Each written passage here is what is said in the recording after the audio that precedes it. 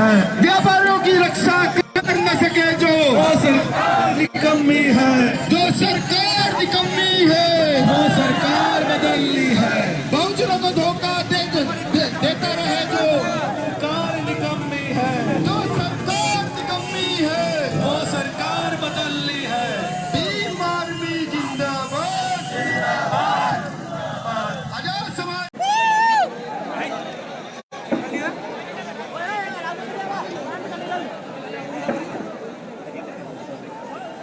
जय भीम।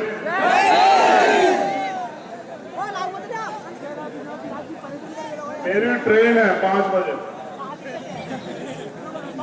सुबह 6 बजे ट्रेन थी। उम्मीद थी कि वो ट्रेन 9:30 बजे तक आ जाएगी। ट्रेन आई 2:30 बजे।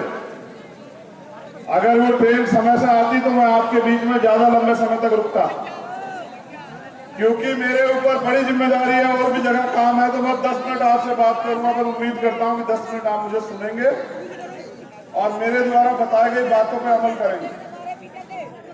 मेरे जाने के बाद हमारे नेता माननीय राष्ट्रीय अध्यक्ष जी, हमारे यहाँ के सीनियर नेता सुनील जी, बैरसिया जी और पूरी टीम, हमारे प्रभारी जी भाटी जी, वो आपको संबोधित करेंगे।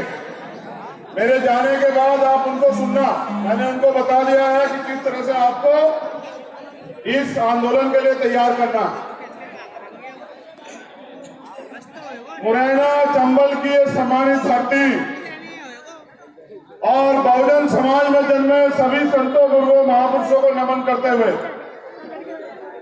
मैं सर्वप्रथम मुरैना के सभी साथियों का दिल की गहराइयों से धन्यवाद करता हूं कि उन्होंने चंबल की शान को बरकरार रखा।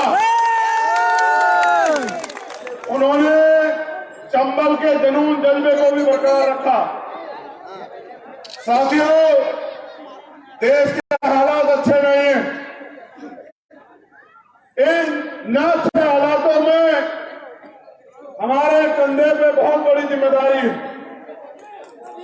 कि हम अपने इस शोषित वंचित समाज को जो अधिकार हमारे महापुरुष अपने जीवन का बलिदान करके देके गए, उनकी रक्षा सुरक्षा करें और उन समान अवसरों को लंबे समय तक लागू करा के रखें, जिससे देश में जो सामाजिक और आर्थिक गैर बराबरी है वो खत्म होके भाईचारा बने, समता मूलक समाज बने, कोई भी व्यक्ति गरीब न रहे, जाति धर्म के आधार पर किसी का शोषण न हो और इन सबको संविधान के रूप में इन सारी समस्याओं को ठीक करने की चाबी बाबा साहब अम्बेडकर संविधान के रूप में हमें देके गए। अब हमारा फर्ज ये बनता है कि हम अपने महापुरुषों के द्वारा दिए गए अधिकारों को प्राप्त करने का काम करें, अपने संविधान की रक्षा सुरक्षा करने का काम करें, उसको लागू कराने का काम करें। मुझे अनुरोध करना पड़ रहा है कि जो जहां खड़ा है वो वहां बैठ जाए, क्योंकि आप अगर मेरे कहीं से भी नहीं बैठेंगे तो सब चीजें खराब हो जाएंगी।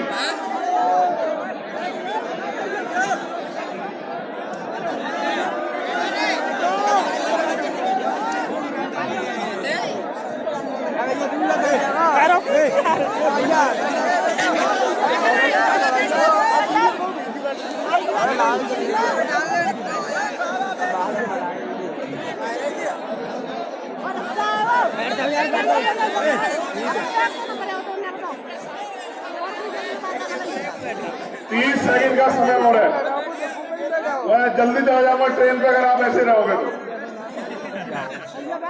आपको तय करना है। धन्यवाद। बैठ जा यार। कुछ तो इतने अच्छे से भीम आर्मी के सिपाही हैं आजाद समाज पार्टी के कि वो मेरी एक बात को मान लेते हैं और मेरी कहीं भी बात पे काम करते हैं। कुछ अभी नए नए लोग जुड़े हैं जो सीख रहे हैं, वरना भीम आर्मी का योद्धा तो एक आवाज में जो है पुलिस और आर्मी की तरह जो है कार्य करके दिखाता है। वो इतना समर्पित है भीम आर्मी का योद्धा, मैं उसका सम्मान करता हूं।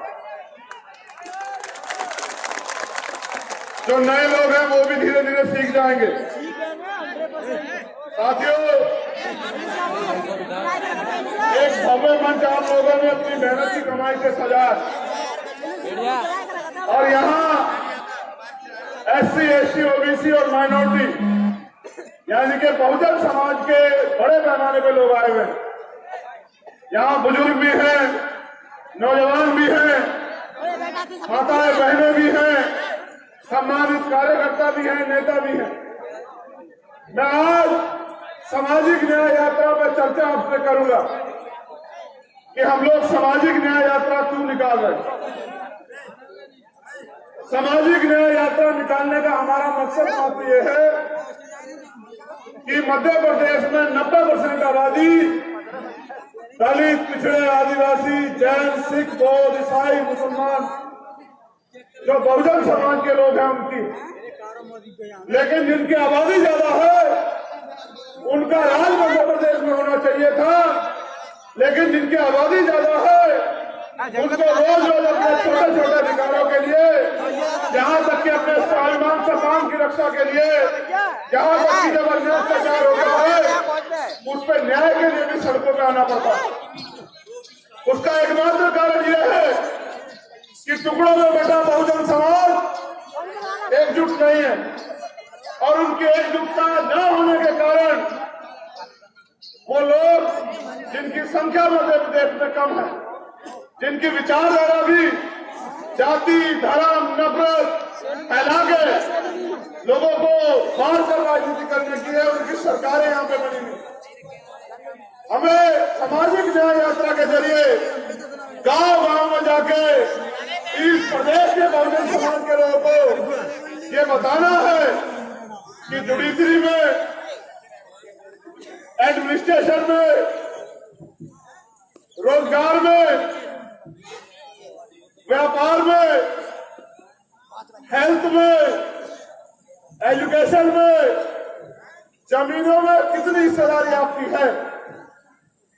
जिस दिन भारत आजाद हुआ तो अमीर अमीर रहा, गरीब गरीब रहा और बाबा साहब अम्बेडकर ने संविधान के साथ ये शंका जाहिर की थी कि संविधान से राजनीति में एक वोट एक वैल्यू, राजनीति में तो हम लोग बराबर हो जाएंगे, लेकिन जो इस देश में सामाजिक गैर बराबरी, जाति बना के जो भाईचारा तोड़ के गैर बराबरी बनाई गई है और जो आर्थिक गैर बराबरी है, जब तक वो दूर नहीं होगी तब तक भारत में समता, समानता, बंधुत्व, भाईचारे का राज स्थापित नहीं हो सकता।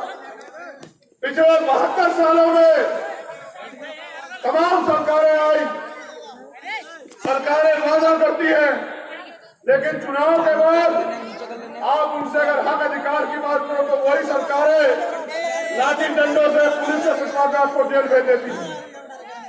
आप अपने हक अधिकार के लिए सड़क पे आओ तो आप पे झूठा मुकदमे और राशुका लगाई जाती है। आप आंदोलन करो तो आपको नजरबंद कर दिया जाता है या आपको डराया धमकाया जाता है। साथियों, ये लोकतंत्र नहीं हो सकता। हमारे महापुरुषों ने अपने जीवन का मूल्य, समय और बलिदान करके भारत में लोकतंत्र दिया था संविधान के जरिए। यहाँ पैसे पे लोग राजनीति करके लोकतंत्र को अपने पैरों में कुचल रहे हैं। जो न्याय सबका जन्मसिद्ध अधिकार है, उस न्याय के लिए भी आंदोलन करना पड़ता है, उस न्याय के लिए भी भीख मांगनी पड़ती है भारत में। और ये मध्य प्रदेश में नहीं, पूरे भारत में हालात है। सामाजिक न्याय यात्रा के जरिए हम स्वयं बहुजन समाज को जगाना चाहते हैं, जोड़ना चाहते हैं कि वो अपनी लड़ाई को, अपने हक अधिकारों को समझे और इन मूर्ख बनाने वाली सरकारों के भरोसे न रहे। हमारे साथियों, अभी आपने देखा 1-2 दिन पहले यहाँ एक आंदोलन चल रहा है भोपाल में और उस आंदोलन में वो लोग मांग कर रहे हैं कि आरक्षण खत्म कर देना चाहिए, आरक्षण आर्थिक आधार पर होना चाहिए। मैं उन भाइयों का बहुत बहुत धन्यवाद करता हूँ, दोनों हाथ जोड़ के धन्यवाद करता हूँ कि आपने ये आंदोलन करके मध्य प्रदेश के नहीं, पूरे देश के दलित, पिछड़े, आदिवासी और जो अन्य धार्मिक अल्पसंख्यक है, जो पिछड़ी जातियों में आते हैं, उनको यह एहसास कराया कि आप कभी भी उनके जैसी नहीं। आप हमेशा उनके अधिकारों को कुचलने का काम करते हो। और मैं पूरी जिम्मेदारी से कह रहा हूं कि आंदोलन बिना सरकार की सह के नहीं हो रहा। इस आंदोलन में सरकार की सह है। अगर हम आंदोलन करने आए थे पिछले ओबीसी मोर्चा के बैनर पे, मुझे एयरपोर्ट पे नजर बंद रखा गया 16 घंटे। मैं पिछले अगले आंदोलन में आया तो फ्लाइट कैंसिल करवा दी मुख्यमंत्री जी ने। लेकिन ये आंदोलन वहां चल रहा है और ये आंदोलन आरक्षण के खिलाफ है, हमारे अधिकार SC/ST के खिलाफ है। और इस आंदोलन को पुलिस सुरक्षा लेके करवा रही है। इससे स्पष्ट होता है कि सरकार में बैठे हुए लोग, बीजेपी RSS के लोग जो काम सीधे दरवाजे से नहीं कर सकते, वो इस तरह के आंदोलन करवा के हमारे अधिकारों को छीनने का काम कर रहे हैं। मैं पूरी जिम्मेदारी से यहाँ के मुख्यमंत्री को कहना चाहता हूँ कि हमें कमजोर समझने की गलती मत करना। मुख्यमंत्री जी, अगर दिमाग खराब हो, कमजोर समझने की गलती मत करना। ये जो आप हमारे अधिकारों के खिलाफ हो ना, 2023 का चुनाव आएगा, हमारे लोग आपके खिलाफ वोट करके आपकी निकम्मी सरकार को उखाड़ फेंकने का काम करेंगे। ये जो पर्दे के पीछे से आप ये खेल खेल रहे हो, हम बाबा साहब अम्बेडकर के लिए खेल से बाकी हैं। और जैसे बाबू सुखलाल प्रसाद जी ने मुख्यमंत्री अर्जुन सिंह जी को हरा के उनको एहसास करा था कि लोकतंत्र में रानी का बेटा जो है राजा नहीं बनेगा, राजा वो बनेगा जो दलित पिछड़े वर्ग का व्यक्ति, आदिवासी समाज का व्यक्ति, माइनॉरिटी का व्यक्ति मेहनत करेगा, जनता की बीच में रहेगा। वैसे ही शिवराज चौहान जी को हम लोग 2023 के चुनाव में एहसास करा देंगे कि उनके सारे षड्यंत्रों का जवाब हम वोट के जरिए देंगे। 12 तारीख को जब मुट्ठी में लोग आपके अधिकारों के खिलाफ आंदोलन कर रहे हैं, आपको भर्ती गालियां दे रहे हैं, तमाशा देख रही यहाँ की पुलिस, यहाँ की सरकार, हमारे लोगों को जाति सूचक शब्द देकर अपमानित किया जा रहा है। 12 तारीख को आंदोलन है, 12 फरवरी को भोपाल में। मैं चैलेंज के साथ कह रहा हूं मुख्यमंत्री जी को, हम न किसी को गाली देते, न किसी समाज के खिलाफ कोई बात करते। हम बाबा साहब अम्बेडकर के लिए ये संविधान को मानते हैं, लेकिन ये लोकतंत्र है, यहाँ सरों की कीमत है। आप फोर्स लगा देना, आप फ्लाइट कैंसिल करवा देना, आप ट्रेन कैंसिल करवा देना। भोपाल को पैरों से इतने पैर भोपाल में आएंगे कि भोपाल में पैर रखने की जगह नहीं। दलित पिछड़ों के अधिकारों के प्रति, आदिवासी माइनॉरिटी के अधिकारों के प्रति सम्मेलन कर रहे थे, गुंडा कर रहे थे, दिमाग खराब हो गया। इस दिमाग खराब का इलाज हम लोग संवैधानिक वोट के जरिए करेंगे, आप लोग चिंता मत करना।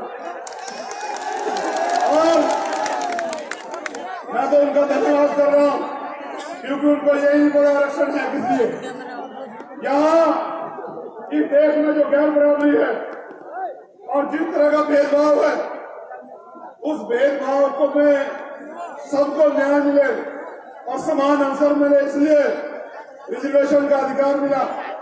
और ये अधिकार अब तो EWS के जरिए भारत के स्वर्ण जाति के लोगों को मिला है। फिर भी 60% आरक्षण लेके 40% में 90% लोग और 60% आरक्षण लेके हमारे खिलाफ, हमारा खाके हमें आप दिखाते हो। 12 तारीख को, 12 फरवरी को समापन दिवस में भोपाल में तुम्हारा जवाब देंगे। मैं यहाँ उपस्थित लोगों से कहना चाहता हूँ, आपके कंधों में बहुत बड़ी जिम्मेदारी है। चारों तरफ तमाशबीन बने हुए नेता, एकमात्र संगठन जो दलित पिछड़े आदिवासी माइनॉरिटी के हक अधिकार की लड़ाई को सड़क पर लड़ता है। क्या आरक्षण लेके करोगे? ऐ मेरे नासमझ भाइयों जो भोपाल में बैठे हो, कौन सा आरक्षण हटाने की बात कर रहे हो? सरकार ने तो सरकारी नौकरियां वैसे खत्म कर दी है। ये मोदी गवर्नमेंट तो और ये डबल इंजन की सरकार तो वैसे ही सरकारी डिपार्टमेंट खत्म कर रही है। कौन सा आरक्षण? सुप्रीम कोर्ट ने 50% की कैप खत्म की है। जितनी जिसकी संख्या भारी उसकी इतनी हिस्सेदारी। 100% आरक्षण लागू कराएंगे देश में, याद रखना मेरी बात को। आरक्षण के खिलाफ बोलने वालों साथियों, दिन में तारे दिख जाएंगे। आरक्षण के खिलाफ विरोधियों को ये बात याद रखना। आरक्षण इस देश में तब तक रहेगा जब तक इस देश में सामाजिक गैर बराबरी रहेगी, आर्थिक गैर बराबरी रहेगी, जाति के नाम पे, मूछा रखने के नाम पे, घोड़ चढ़ने के नाम पे या सम्मान से जीने के नाम पे जब तक हत्या होगी, आरक्षण रहेगा। और अगर आरक्षण में दिक्कत है तो करो पहले जाति खत्म। हम स्वागत करेंगे, पहल करेंगे तुम्हारी। तुम जाति खत्म करने की बात करो, जाति का दम भी खाते हो और जो थोड़े बहुत अधिकार हमें मिले उनके खिलाफ भी लड़ते हो। सुधर जाओ। ये संविधान के जरिए जब पिछड़े दलित आदिवासी माइनॉरिटी के लोग सरकार में आ जाएंगे, फिर आपको इसकी कीमत चुकानी पड़ेगी। तो बहुत बहुत धन्यवाद। क्योंकि जैसे मध्य प्रदेश में तो यहाँ और नेता है जो आपके साथ कंधे से कंधा मिला के लड़ाई को लड़ रहे हैं, लेकिन आपने मुझे अपनी राष्ट्रवाद बनाया है तो पूरे देश में मेरी जरूरत है, मुझे जाना है। लेकिन इस उम्मीद के साथ दोनों हाथ खड़े करके मुझसे वादा करो। पहले बात दूंगा, वादा क्यों चाहिए तुमसे कि 12 फरवरी को एक ऐसा इंकलाब मध्य प्रदेश यानी के बहुजन समाज की राजधानी भोपाल में आएगा कि सरकार का तख्ता पलट हो जाएगा। वादा करो तो आज भागे की पूरी ताकत से आओगे। ना मैं आपको पैसे दे सकता हूं, ना गाड़ी घोड़ा दे सकता हूं, ना खाना दे सकता हूं। स्वाभिमान सम्मान की लड़ाई है, अपने पैरों पे आना, अपनी जिम्मेदारी पे आना। और अगर कोई साधन ना मिले तो 2 दिन पहले पैदल चल के जाना। लेकिन याद रखना, समाज आपकी और मेरी तरफ देख रहा है कि कौन हमारे अधिकारों की रक्षा सुरक्षा करता है। उनका भरोसा नेताओं से हट गया है, उनका भरोसा मेरे इन वीर सपूतों पे, योद्धाओं पे, बहुजन समाज के। मैं दोनों हाथों से धन्यवाद करता हूं। आज की सभा को जिन लोगों ने पूरी मजबूती से आयोजन कराया, जो सामाजिक न्याय यात्रा निकाल रहे हैं, मैं प्रशासन के लोगों से भी सहयोग के लिए धन्यवाद करता हूं, पुलिस के लोगों से भी। और उनसे अपील करता हूं कि भले ही हमारे नेता अभी विधायक MP ना हो, हमारी सरकार ना हो, लेकिन लोकतंत्र में इनके पीछे लोग बहुत हैं।